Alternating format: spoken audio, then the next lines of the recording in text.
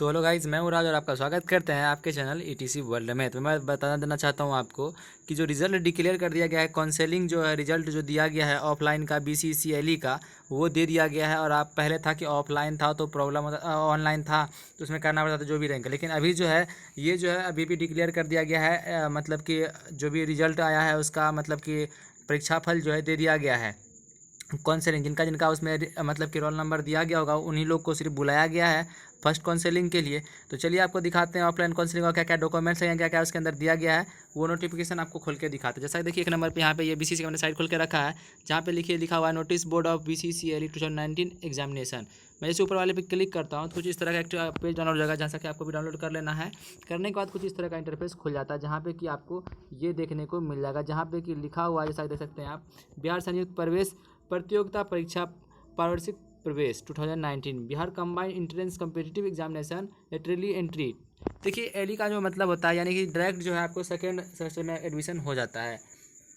तो इस तरह से बीसीसी का एलई का हो गया, बीएलई का हो गया, पैरामेडिकल जिसको बोलते हैं, फार्मेसी बोलते हैं इसको। तो देखिए यहाँ पे लिखा हुआ है परीक्षा फल।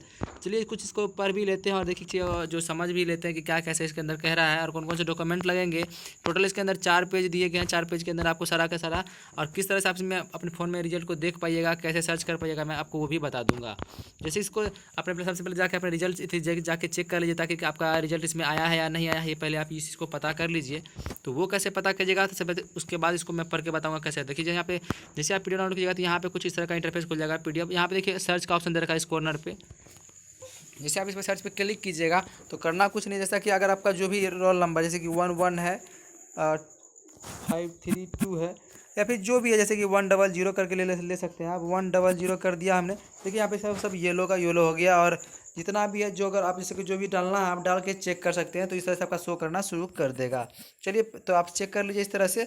और आप बात कर लेते हैं आप आके यहाँ पे कि किस तरह से इसके अंदर क्या क्या दे रखा है। दोस्तों अगर चैनल पर नए हैं चैनल को सब्सक्राइब करिए, साथ में बेल आइकन को प्रेस कर लीजिए, क्योंकि मैं इससे जुड़ी जानकारी अक्सर बहुत सारा लेकर आया करता हूँ। आई होप कि मैं आपको कहीं ना कहीं आपको इसमें काम आ सकता है मेरा ये सारा कोई भी जितना भी बात मैं बता रहा हूँ। तो बहुत लोग जो थे कि बहुत स्टूडेंट थे जो कि बहुत दिनों से इसका वेट कर रहे थे, तो शायद आपकी जो है वो जो आप इंतजार करते वो घड़ी अब समाप्त हो चुका है।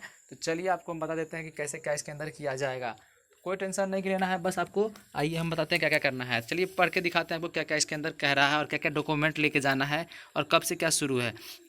देखिए दे रखा है परीक्षा पर, यहाँ दे रखा है कि पहला नंबर में दे रखा है कि दिनांक 29/6/2019 को आयोजित बिहार संयुक्त प्रवेश प्रतियोगिता परीक्षा के आधार पर आवेदनिक स्नातक डिग्री के विभिन्न पाठ्यक्रमों में द्वितीय वर्ष में प्रवेश हेतु विवरण पुस्तक की कंडिका 9 एवं ये जो है दे रखा है, ये तो कुछ काफ़ी ज़्यादा दे रखा है, इसको पढ़ना नहीं है, लेकिन कुछ जो इंपॉर्टेंट से वो पढ़ लेते हैं जो ताकि आपको भी काम आएगा। देखिए 1.1 में दे रखा है आरक्षण के लागू प्रावधानों के अनुसार आरक्षित वर्गों को जो उम्मीदवार सामान्य कोटि यानी कि यूआर की मेगा सूची में सम्मिलित है उनके रोल नंबर सामान्य कोटि अनरिजर्व यानी कि यूआर की मेगा सूची में तथा उनकी संबंधित आरक्षित कोटि को मेगा सूची में भी अंकित है।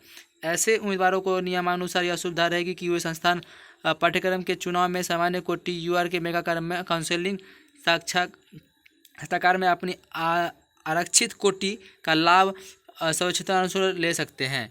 अब 2 नंबर में दे रखा है कि अभ्यर्थियों को पाठ्यक्रम समूह कोटि ऑफलाइन काउंसलिंग पात्रता सत्यापन तथा सीट आवंटन उपरोक्त के आलोक में निम्नलिखित मेगा सूची के आधार पर पार्षद कार्यालय IS संघ भवन पटना हवाई अड्डा के निकट 14 नंबर में की जाएगी। यानी कि जिसका भी जो काउंसलिंग होगा ये देखिए दे रखा है जहाँ पे जाना है आपको।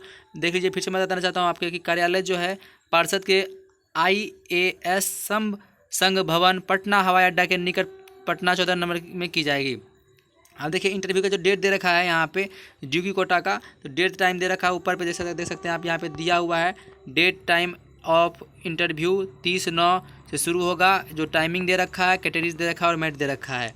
अब देख लीजिए यहाँ जो है मतलब कि अनरिजर्व का यानी कि रिजर्व का जो है कब से कब होगा और कब होगा, ये जी इतने रोल नंबर का ये यहाँ पे दिखा रहा है, मेरिट रो वाइज दे रखा है। जैसे कि देखिए यहाँ पे दे रखा है डेट ऑफ टाइम इंटरव्यू 30/9 को जो होगा 10 बजे शुरू जो होगा, इतने ये सब रोल नंबर का होगा जो अनरिजर्व में आते हैं।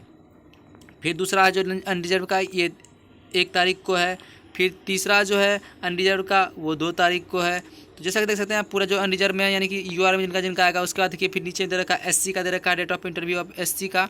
ST का ईबीसी का सारा यहाँ पे डेट और टाइमिंग में दिया हुआ है। तो आप इस चीज़ को पढ़ लीजिएगा पार्षद के यानी कि साइट पे जाके इसको डाउनलोड कर ही लीजिएगा, ताकि आपको इस चीज़ पे देखने में हेल्पफुल लगा। आप चलिए आप देखिए यहाँ पे कुछ जो विशेष चीज़ है मैं आपको वो दिखाता हूँ। पैरामेडिकल का भी जो इसको आप देख लीजिएगा, मैं इतना कुछ बता नहीं रहा आपको। तो अब जो विशेष चीज़ है वो आपको मैं पढ़ के सुना देना चाहता हूँ, जो कि आपको काउंसलिंग के टाइम काम आएगा। आई होप कि आप समझ पा रहे हो कि मैं क्या बोलना चाह रहा हूँ। देखिए लिखा हुआ है, अभ्यर्थी निर्धारित काउंसलिंग तिथि के अपने रैंक कार्ड एवं वंचित उल्लेख को लेकर पार्षद कार्यालय IAS संघ भवन पटना हवाई अड्डा के निकट पटना 14 नंबर निश्चित रूप से उपस्थित होना सुनिश्चित करेंगे, अन्यथा उनके किसी भी दवा पर विचार नहीं किया जाएगा। यानी कि आपको जाना ही पड़ेगा किसी भी हाल में। अगर आपको कोई तरह का प्रॉब्लम आता है, नहीं जा पाते हैं, तो उस चीज़ में आपका कोई भी सुनवाई नहीं किया जाएगा। 3 नंबर में दे रखा है कि सीटों के अवैधानिक स्थानांतरण पाठ्यक्रमवार कोटिवार विवरण पार्षद की वेबसाइट पर उपलब्ध है। फाइनल सीटों की विवरणी काउंसलिंग के एक दिन पूर्व अर्थात 29/9 को संध्या 8 बजे पार्षद की वेबसाइट पर उपलब्ध करा दी जाएगी। चलिए अब देखा 4 नंबर में BCCLE जो है पैरामेडिकल फार्मेसी डिग्री में सम्मिलित पात्रता प्राप्त सभी अभ्यर्थी पार्षद की वेबसाइट bccboard.bihar.gov पर जाकर मेरिट लिस्ट BCC 2019 लिंक पर क्लिक करके अपना रोल नंबर और जन्म तिथि डालकर अपना रैंक कार्ड डाउनलोड कर प्राप्त कर लें। अब दे रखा है 5 नंबर काउंसलिंग की तिथि सूचना उपरांत काउंसलिंग के समय प्रत्येक उम्मीदवार के विवरण पुस्तिका 1 एवं 2 उल्लेखित समक्ष पदाधिकारी कार्यालय संस्थान द्वारा निर्गत सभी मूल्य प्रमाण पत्र दस्तावेज में एक स्व सत्यापित फोटो प्रति के साथ लाना अनिवार्य। यानी कि जो जिसमें आप फॉर्म भरे होंगे तो पार्ट 1 पार्ट 2 आपको मिला होगा, वो साथ में चाहिए। और जितना भी डॉक्यूमेंट आप लेके जाइएगा सब में आपको प्रमाणित है, यानी कि आपको अपना नाम लिखना है। तो अब देखिए आप देखिए जो डॉक्यूमेंट यहाँ पे लिखा हुआ है। देखिए पहला में दे रखा है मैट्रिक या समकक्ष परीक्षा का मूल प्रमाण पत्र, प्रवेश पत्र, मूल अंक प्रमाण पत्र, मूल अवैधिक प्रमाण पत्र, जन्मतिथि प्रमाण पत्र, ये सब होना चाहिए। इंटरमीडिएट BSc का समकक्ष परीक्षा का मूल यानी कि सीधा जान लीजिए कि आपको जो है लग जाएगा एडमिट कार्ड, अंक प्रमाण पत्र यानी कि मार्कशीट लग जाएगा, और उत्तीर्ण जो है जिसको कि आप SLC बोलते हैं या फिर CLC बोलते हैं, ये आपको वहाँ पे चाहिए। 3 नंबर में दिया हुआ है एक्टिव के मान्यता प्राप्त संस्थानों में त्रिवर्षीय डिप्लोमा अनियंत्रित पाठ्यक्रम की परीक्षा का मूल्य परमेश्वर एडमिट कार्ड का मूल अंक पत्र मूल अवैधिक उत्तीर्ण चाहिए। अथवा में दे रखा है तो इसका कोई जरूरत है नहीं, इतना कुछ करना नहीं है। भारत सरकार भारत के द्वारा मान्यता प्राप्त कर इस सभी को जरूरत नहीं है। आइए सीधा आप पढ़ लेते हैं जो विशेष जरूरी चीज़ है वह है 6 नंबर में। चलिए 6 नंबर में दे रखा है कि अंतिम रूप से चयनित होने के पहले प्रत्येक उम्मीदवार को मूल प्रमाण पत्र की मूल प्रतियों को तथा उनकी आइडेंटिटी की छानबीन एवं सत्यापन की जांच की जाएगी। पात्रता प्राप्त चयनित एवं डॉक्टरी जांच में यानी कि जो आपका मेडिकल होगा योग्य पाए जाने के उम्मीदवार को साक्षात्कार स्थल पर संस्थान में नामांकन प्राप्त करना है, जिनके लिए उन्हें निर्धारित फीस जमा करनी होगी। डॉक्टरी जांच हेतु शुल्क है अलग से देने होगा, यानी कि जो भी आपका वहाँ पे डॉक्टरी जांच होगा वो अलग से देना होगा। 7 नंबर में दिया हुआ है कि मेगा विकल्प के रूप में आधार पर अभ्यर्थी द्वारा काउंसलिंग साक्षरता के रूप में चयनित पाठ्यक्रम के लिए नामांकन हेतु दिए गए आवंटन के बाद परिवर्तित नहीं किया जाएगा।